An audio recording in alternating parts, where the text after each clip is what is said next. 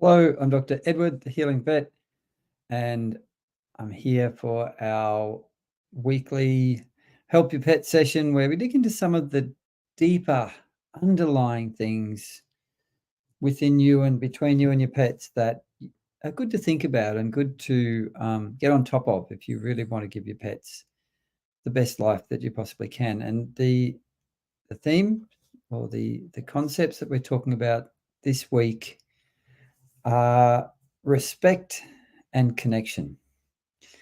Now, it's really important to know that you're always connected with your pets, and often a human's connection with their pets in a lot of ways is kind of stronger and more open and more honest, I think, than the connections in between humans and other humans. Now, this is for a couple of reasons, I think. One is that our animals are so open-hearted. They're so loving. They're so present with us. They're so happy to see us all the time, especially our dogs. You go out for 10 minutes and you come back. It's like, whoa, you come home. How wonderful.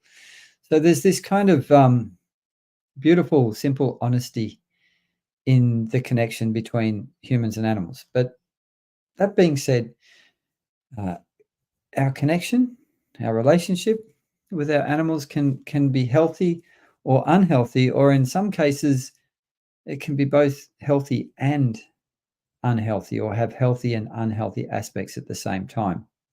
Now, I believe that healthy respect is a really critical ingredient for a really healthy connection with your pets. And, what does respect mean? Well, the deeper meaning of respect is to notice with a special attention or to refrain from injuring or interfering with. Now, this is more the etymology. This is some of the older, deeper meanings of respect. For me, respect means, honoring the other being, taking care to be aware of where they're at, taking care to take their feelings into account, and taking care to make sure that their boundaries aren't violated and that there's kindness and honesty and love in between you and the animal. So respecting your animals is really, really important.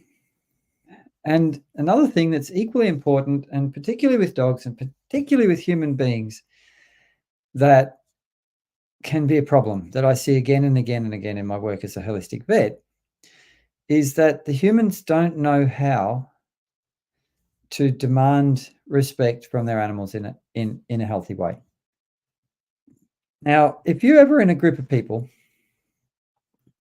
that and there's one person that has more presence than everyone else, they're just one of these people that are a natural leader, because leaders have more presence, right?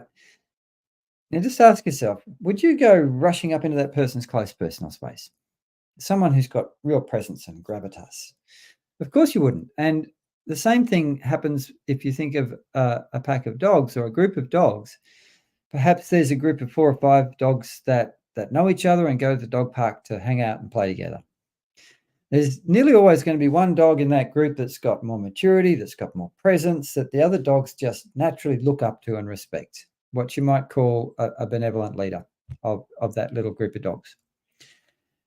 And I can promise you that none of the other dogs would ever go into that leader type dog space without asking permission.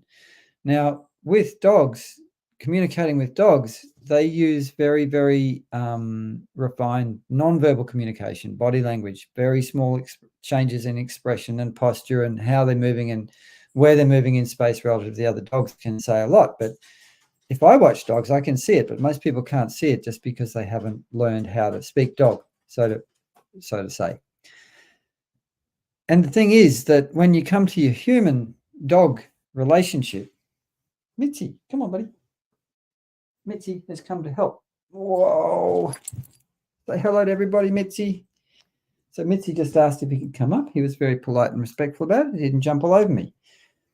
Now, but I see a lot of people with their dogs, that the dogs come in and out of the human's personal space whenever the dogs decide they want to. There's absolutely no conversation from the humans about, whoa, I have a close personal space and I would like you to stay out of it for a moment and respect it.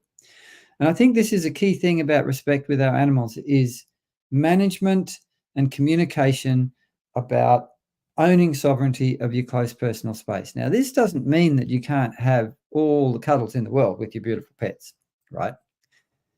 But at the same time, you should be able to say, well, out. No, I don't want you to come into my personal space to your dog. And they should easily respect that. Now, when I do a thing called outing, when I'm teaching people how to do this, where I teach people how to use body language, and you've got to have quite a lot of presence with some dogs that are pushy and some dogs that have basically learned that they can come into the human space and jump all over them and do whatever they want whenever they want because the human hasn't expressed healthy boundaries. And healthy boundaries and expression of them is a key thing when it comes to healthy respect. And the look on the dog's faces sometimes when it's like, whoa, out. What do you mean out? I can do whatever I want with my human. But when I teach this to people, it leads to a really profound leveling up of the quality of relationship between the human and the animal. And then the connection gets a whole lot healthier when you have this respect. And the quickest way to demand respect in a healthy, kind way, and you should never be violent or use pain or force. Well, sometimes you do have to be forceful.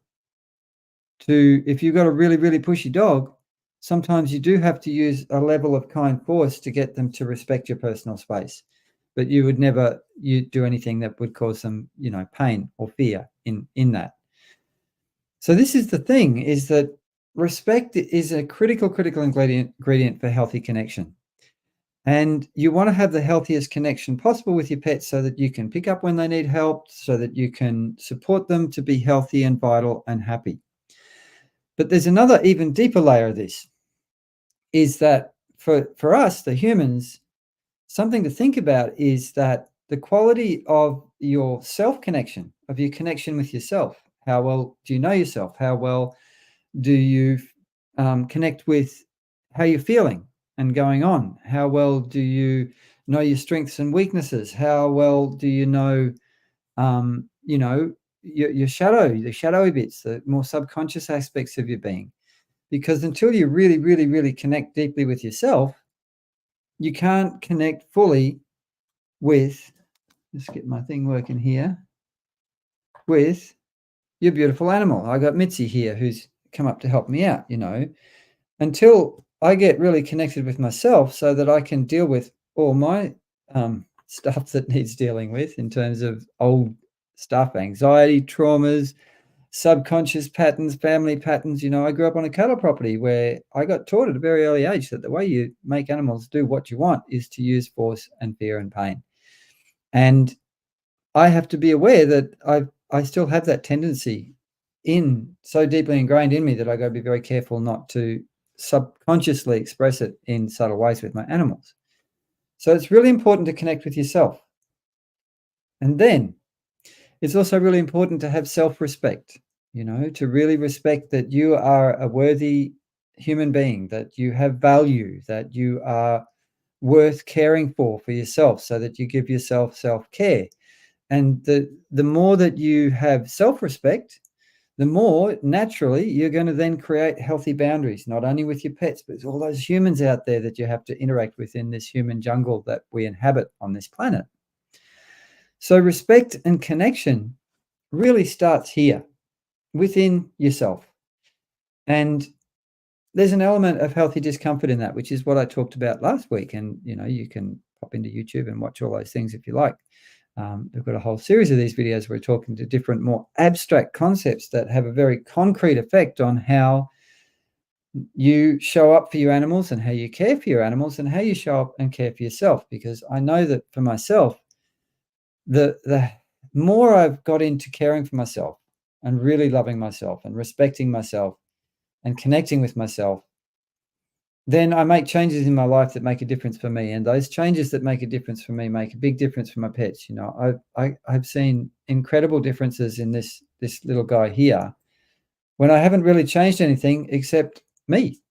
And that takes will and determination and devotion and a willingness to embrace healthy discomfort. So, yeah, respect and connection. Really, really important to have healthy respect between you and your animals. And you need to be proactive about that. And you need to learn how to show up as a benevolent leader with and for your pets. You'll see a lot happier, a lot more relaxed, a lot more vital pets when you care for yourself in this way. So that's this week's Help Your Pets with the Healing Vet. I'm Dr. Edward. It's been heaps of fun hanging out with you. I'll see you back next week. Until then, give your pets a pat for me.